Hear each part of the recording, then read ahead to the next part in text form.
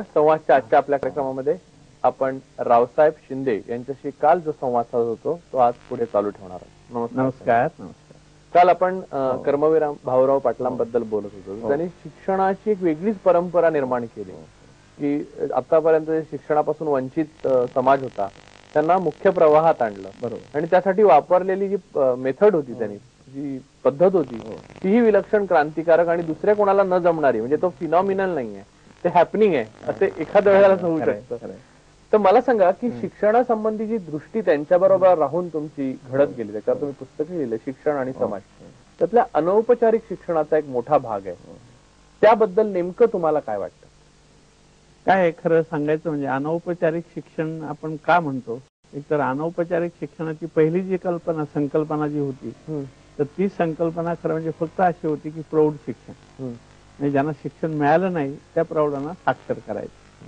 अर्थात ती फार प्राथमिक स्वरूपातली ती कल्पना होती. पण नंतर ती पुढे प्रगल्भ होतो, मग त्याच्यातनं नुसतेच प्रौढ नाही तर ज्या मुलांना शाळेत जाता येत नाही आणि जे काम करतात कुठेतरी हॉटेलात म्हणा इतर ऊसतोड कामगारांची मुलं, ऊसतोड कामगारांची, मग त्यांच्या शिक्षणाची काहीतरी सोय करायची. मग ती भली नाईट स्कूल असो किंवा वेगळी शाळा असो, म्हणजे साखरशाला ज्याला म्हणतात ती, अशा पद्धतीचं पुढे विकसित होत होत होत इतर बरंचसं ते विकसित झाली ती कल्पना. आज तर ती कल्पना खूपच विकसित झाली. पण मुख्य काय याचं कारण काय राजू, माझं मत स्पष्टपणे असं आहे सगळ्या माझ्या अनुभवातून काम करण्याच्या, की आपलं औपचारिक शिक्षण जे आहे ही शिक्षण पद्धती खूप अपुरी पडते, तिच्यात खूप उणीवा आहेत.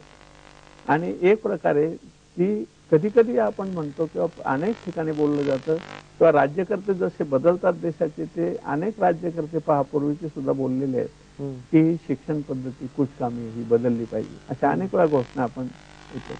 पण आज एक तर दिसतंय ह्या शिक्षण पद्धतीमध्ये, मी अनौपचारिककडेच येतो, पण त्याची पार्श्वभूमी की आज शिक्षणाचं काय झालेलं आहे की आज शिक्षणाची अवस्था अशी झालेली आहे की माझ्या मते समर्पित भावनेने काम करणारा शिक्षक आणि प्राध्यापक वर्ग हा दुर्मिळ झालेला आहे. व्यासंग ही बाब राहिलेली नाही. एक प्रकारे पोटार्थी आणि फक्त पगार अधिक कसा मिळेल मला, अर्थकारण माझं कसं अधिक, नवा वेतन आयोग कधी जाहीर होईल, खरंय, बरोबर आहे, अगदी खरंय.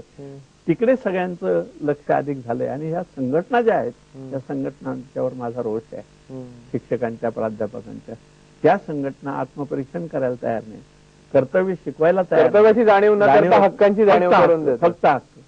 आणि मग यांनी कार्लाइलनेच म्हटलंय की इमर्सननी की जो देश कर्तव्य सोडून फक्त हक्काची भाषा बोलतो तो देश विनाशाच्या मार्गावर असतो. तर आपले शिक्षण क्षेत्र हे विनाशाच्या मार्गाने चाललेलं आहे. आणि त्यामुळे काय झालंय की आता हे मेडिकल इंजिनिअरिंग, आता त्याच्या लाखाच्या गोष्टींच्या कथा झाल्यात. एकतर सर्वसामान्य माणसाच्या पासून फार दूर गेलेले आहेत. आणि गरीब तर हा प्रश्नच नाही, गरीबाच्या आता त्याने फक्त स्वप्न पाहायची ती, बाकी प्रत्यक्षात त्याची कुठं वास्तवात येणारच नाही. पण असं जरी धरलं का विद्यार्थी हे सगळे विद्यार्थी ते अशा मेडिकलला, इंजिनिअरिंगला, चार्टर्ड अकाउंटंटला, स्पर्धा परीक्षांना किंवा थोडस व्यावसायिक याच्यामध्ये जाऊन जीवनामध्ये स्थिर होतील त्यांच्या जीवनापुरत्या, असे किती टक्के विद्यार्थी जातात? माझ्याकडे मी दरवर्षी अभ्यास करतो, माझा कॅम्पस श्रीरामपूरला आहे. 4000 विद्यार्थी माझ्या रयत शिक्षण संस्थेच्या बोरावके कॉलेजमधून बाहेर पडतात आणि कॉमर्स कॉलेजमधून, तिथल्या बीएड मधून. त्याच्यापैकी हार्डली 2% म्हणजे 80 विद्यार्थी हे फक्त मार्गी लागलेले असतात. बाकी राहिलेले सगळे विद्यार्थी हे दिशाहीन असतात. आणि आता नोकऱ्याचं युग संपलेलं आहे. नोकऱ्या संपलं आता. पूर्वी असायच्या नोकरी लागायची, शिकला की नोकरी लागायची, ते राहिलं नाही आता. त्यामुळे ही माणसं सारखी, आता आमच्याकडे तुम्ही पाहिलं तर गर्दी असते लोकांची फक्त नोकऱ्यासाठी. इतकी झुंबड उडते आणि इतकी लाचार त्यांची अवस्था सगळी की नोकऱ्या द्या. कोणीतरी बरोबर येतात, पुढारी येतात, नातेवाईक येतात, द्यावं याला कुठेतरी चिकटून द्या, द्यावं याला कुठेतरी चिकटून द्या. ही अवस्था अवस्था आहे आणि ही दिशाहीन झालेली आहे. आणि दुसरी शोकांतिका अशी आहे याच्यातनं की एका गावाला तिथंच एक माळेवाडी म्हणून गाव आहे, बरं, श्रीरामपूर तालुक्यात. तिथल्या स्थानिक संस्थेत हायस्कूल, मला पाहुणा म्हणून बोलायला गेलो. एक शेतकरी तिथला, जरा शहाणा शेतकरी, थोडं बऱ्यापैकी समज असलेला, तो उठला. तो म्हटलं की शिंदे साहेबांच्या भाषणाच्या आधी मला 1-2 मिनिटं बोलायला परवानगी द्या. मी ओळखत होतो त्याला. चांगदेव अवताडे म्हणून माझं नाव, मी मुद्दाम आठवण ठेवून आणले तुम्हाला सांगायला. तो म्हटला की मला 3 मुलं आहेत, माझी शेती थोडी बऱ्यापैकी आहे, म्हणजे फार काही मी श्रीमंत नाही पण बऱ्यापैकी आहे, पोट भरू शकतो मी. माझा मोठा मुलगा शिकला नाही, तो शेतात माझ्याबरोबर काम करतो, माझी बायको, मी, मोठा मुलगा, त्याची बायको, आम्ही राबतो शेतामध्ये आणि बऱ्यापैकी निदान खाण्यापिणं चालवतो. माझा दुसरा मुलगा जो 2 नंबरचा, तो MA झाला. बर.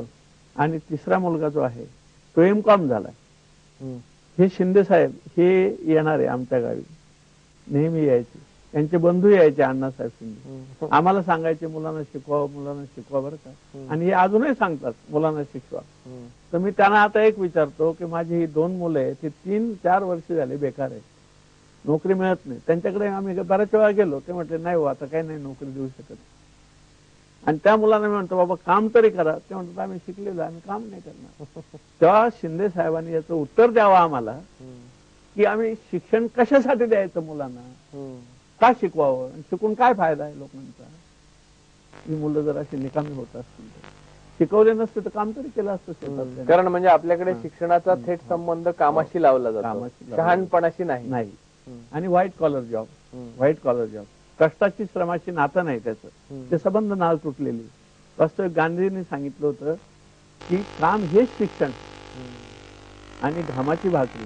आणि माझी करन्सी, गांधी म्हटले की माझी करन्सी नोटा किंवा पैसा नाही, चलनी नाणं नाही, माझी करन्सी श्रम आहे.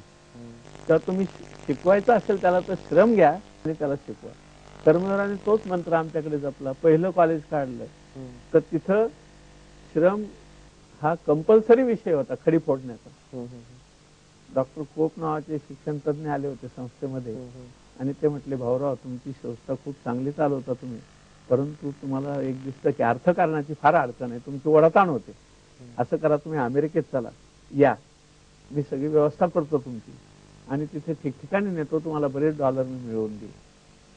कर्मवीरांनी काय केलं, कर्मवीरांनी त्यांना म्हटलं मिस्टर, इंग्रजी बोलायचे ते कामापुरतं, mister Cope please come here म्हणे, आणि म्हणून बोट धरलं त्यांचं, नेलं पुढे बाहेर कॉलेजच्या पटांगणाच्या पलीकडे. मुलांनी फोडलेल्या खडीचे ढीग होते तिथे ठिकठिकाणी, आणि मग म्हटले mister Cope please see these are my heaps of dollars. तिथं येऊन मला झोळी बसवून डॉलर मागण्याची काहीही गरज नाही, एवढे डॉलर पडले माझ्याकडे, आणि हे माझ्या विद्यार्थ्यांनी तयार केलेले डॉलर आहे. कशाला येऊ मी अमेरिकेत पैसे मागण्यासाठी.